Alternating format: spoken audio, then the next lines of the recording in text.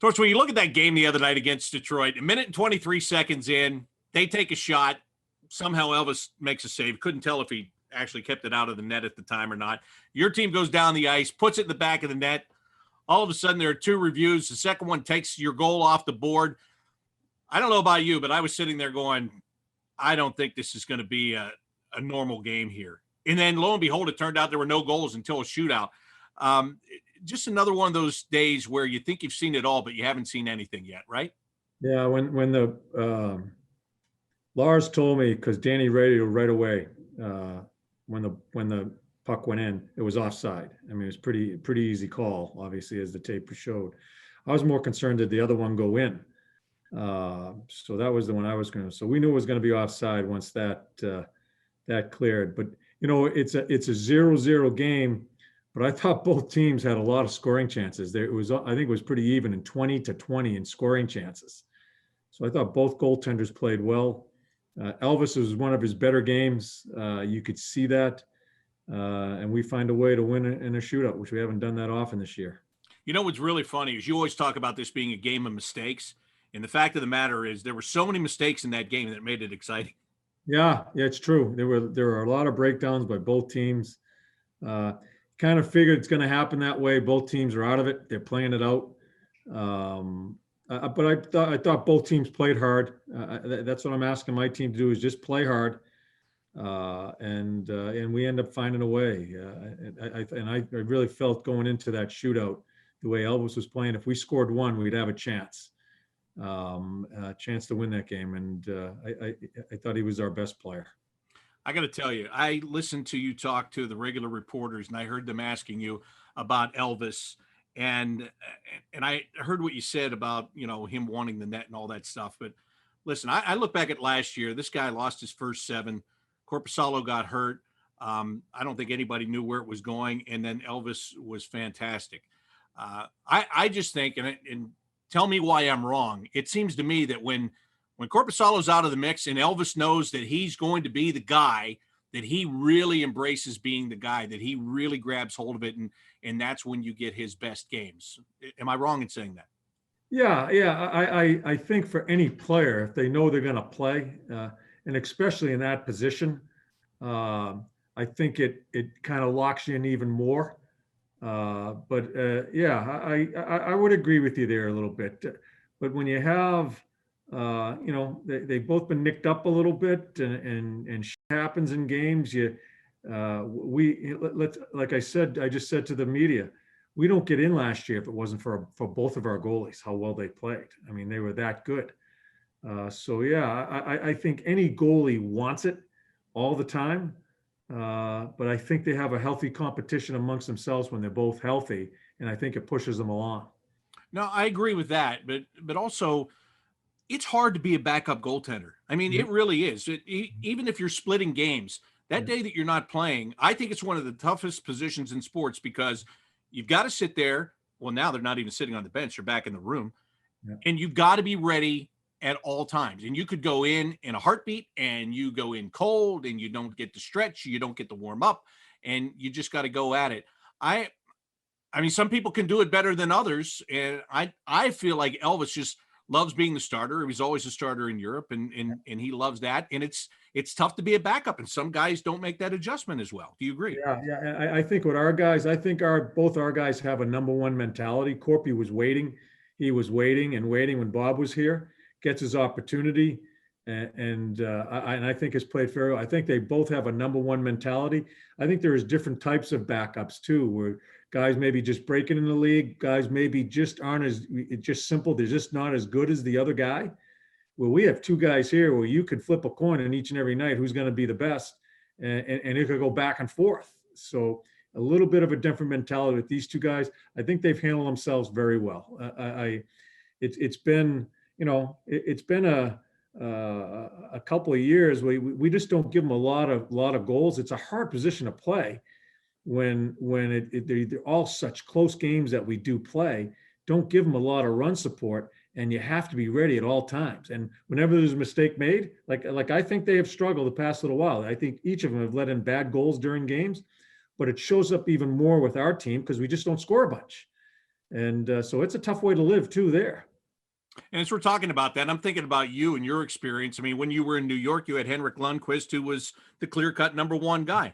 You went to Vancouver. I think Roberto Luongo would say he was supposed to be the clear-cut number one guy, and you let Eddie Lack play a lot there. So you've dealt with it in different ways.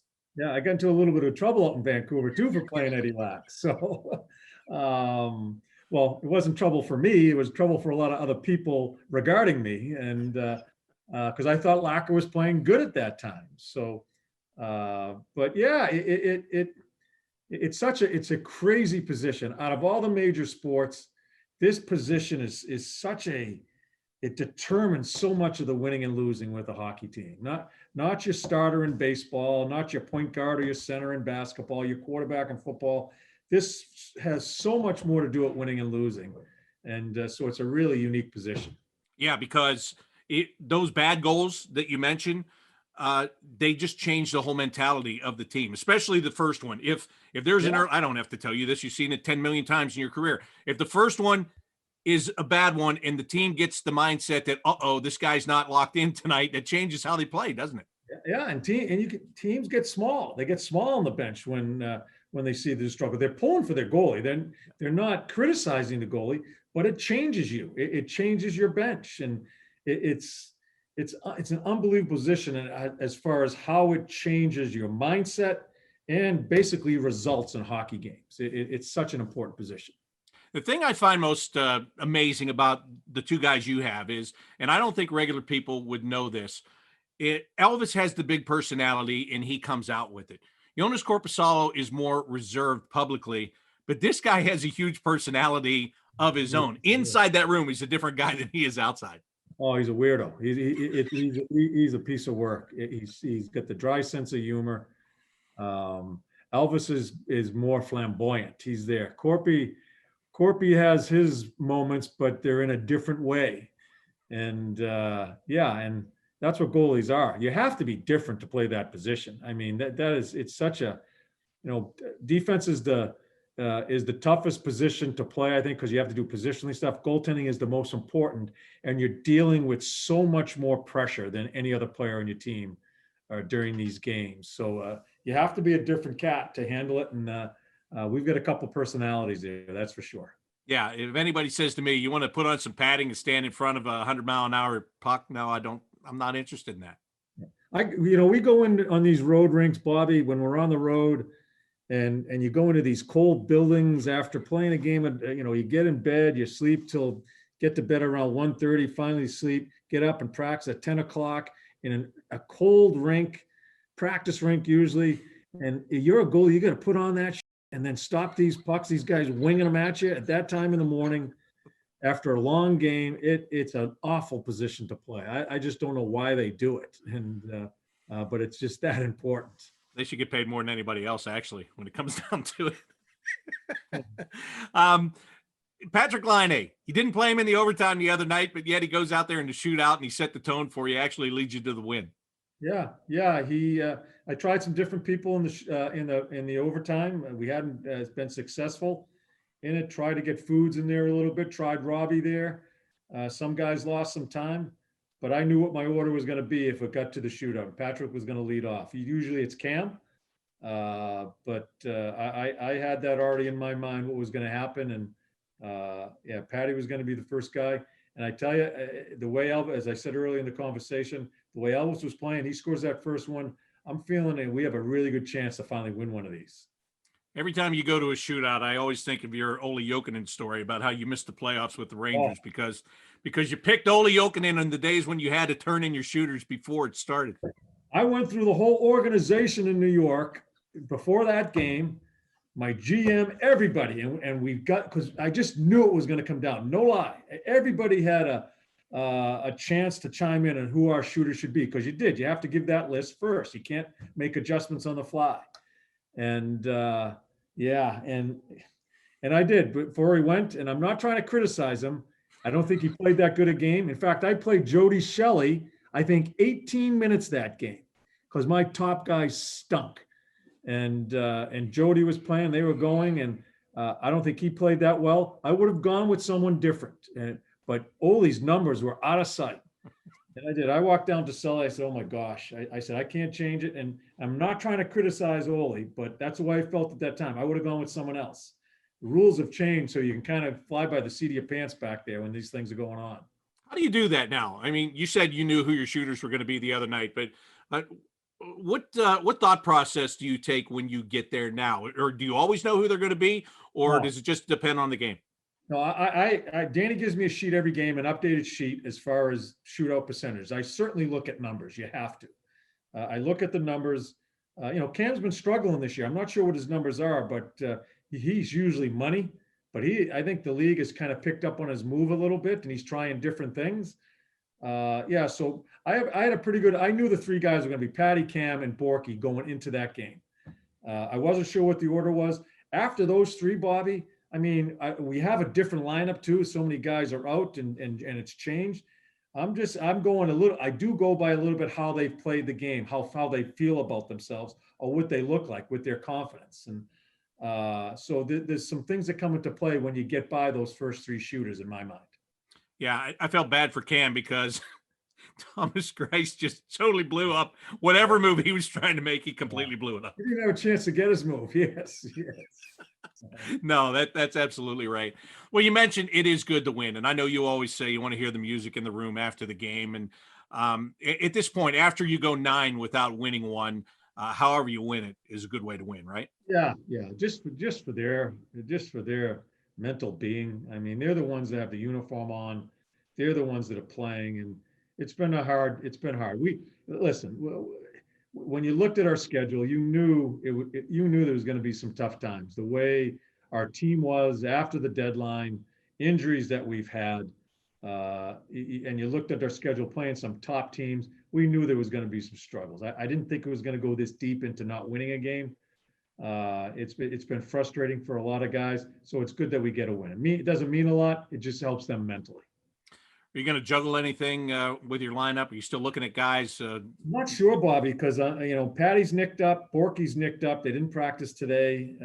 Dolps went down before practice. I'm not sure what his injury is right now, so I'm not sure what the lineup's going to be. I think the back end is going to stay the same.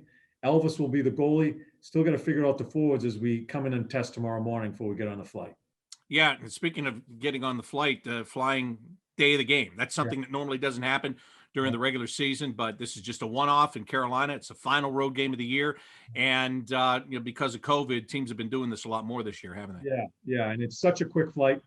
Had a good skate today. Had a good optional. They got a workout in and get some skills in. They've practiced enough. We don't need a morning skate, so we'll fly out of here, get them some lunch, and get a nap and get ready to play.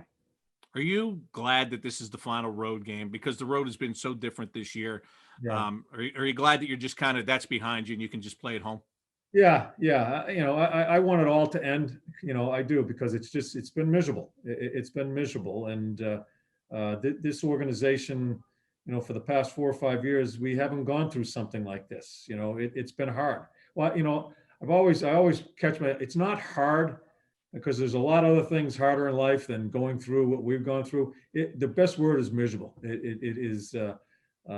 It's something that I hope our guys remember how miserable it's been.